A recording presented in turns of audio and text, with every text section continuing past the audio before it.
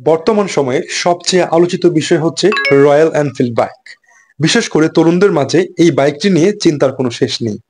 অনেক তরুণরা তো ইতিমধ্যে চিন্তা করছে কিডনি বিক্রি করে হলেও তারা এই রয়্যাল এনফিল্ড বাইক কিনবে। কিন্তু কেন? এটা কি, এই বাইকটি কি তাদের কেনাটা আসলেই খুব প্রয়োজন? সো আজকে আমরা জানবো কোনটি আমাদের জীবনে প্রয়োজন এবং কোনটি আমাদের জীবনে অভাব এবং কোনটি আমাদের জন্য আসলে চাহিদা। এখন আমরা জানবো প্রয়োজন কি। প্রয়োজন হচ্ছে এমন একটি বিষয়, অর্থাৎ কোনো ব্যক্তি যখন কোনো কিছু থেকে নিজেকে বঞ্চিত মনে করে, তার এই বঞ্চিত মনে হওয়ার অনুভূতিকে আমরা বলবো প্রয়োজন। সেটা হতে পারে একজন ব্যক্তির খাদ্যের প্রয়োজন হতে পারে, তার বাসস্থানের প্রয়োজন হতে পারে, অথবা তার চিকিৎসার প্রয়োজন হতে পারে, এমনকি অনেকের নিরাপত্তারও প্রয়োজন হতে পারে। এই সমস্ত বিষয় হচ্ছে আমরা প্রয়োজন হিসেবে এটাকে কাউন্ট করে নিব।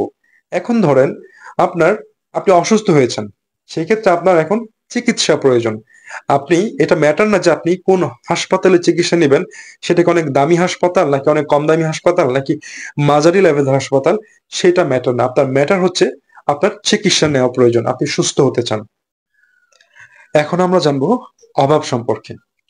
অর্থাৎ প্রয়োজন যখন কোনো ব্যক্তির সংস্কৃতি এবং তার ব্যক্তিত্বের উপর প্রভাব বিস্তার করে, সেটাকে আমরা বলবো অভাব। আমরা একটা উদাহরণ দিতে পারি। বাংলাদেশ এবং নিউজিল্যান্ডের দুজন শিক্ষার্থীর উপর যদি আমরা একটু চিন্তা করে দেখি, তাহলে আমরা অভাবটাকে বুঝতে পারবো সেটা কিভাবে দুটি ভিন্ন দেশের সংস্কৃতি দ্বারা একজন ব্যক্তির উপর প্রভাব বিস্তার করে।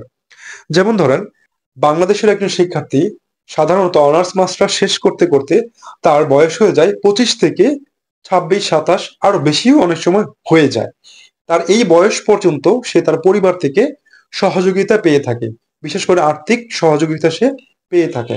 কিন্তু নিউজিল্যান্ডের একজন শিক্ষার্থীর বেলায় এমনটি ঘটে না।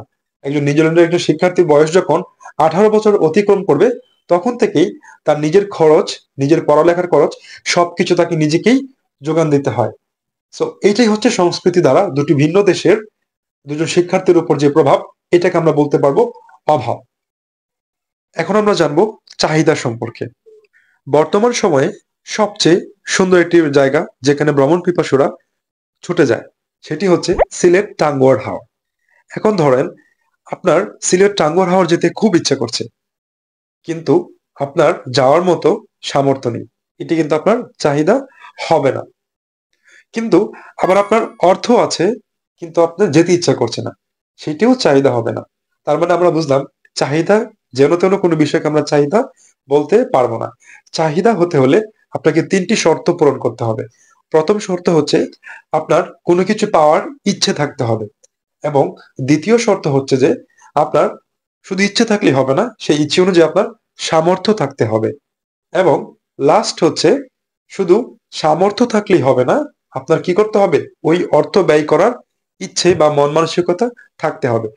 যেমন ধরেন, অনেক ব্যক্তি রয়েছে যাদের অর্থ আছে প্রচুর, কিন্তু তাদের কোনো কিছু কেনার আগ্রহ নেই বা অর্থ ব্যয় করার কোনো আগ্রহ নেই, সেটা কিন্তু আমরা চাহিদা বলতে পারবো না। সো আমরা এতক্ষণ জানলাম প্রয়োজন, অভাব এবং চাহিদা। সো এখন আপনারাই চিন্তা করে দেখেন, রয়্যাল এনফিল্ড বাইকটি আপনার জন্য এটা কি প্রয়োজন নাকি চাহিদা নাকি অভাব?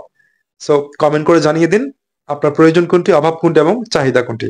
ধন্যবাদ সবাইকে।